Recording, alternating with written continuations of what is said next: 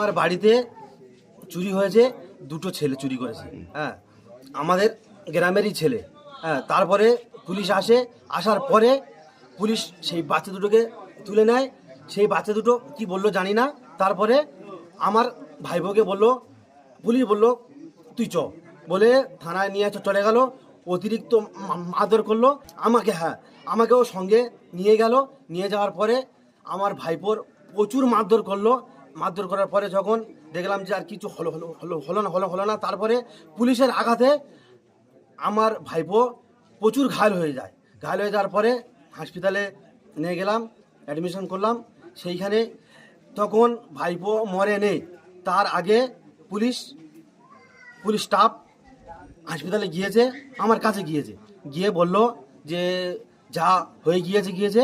আমি মানে পুলিশের দুখানা আরও ছেলে ছিল সঙ্গে।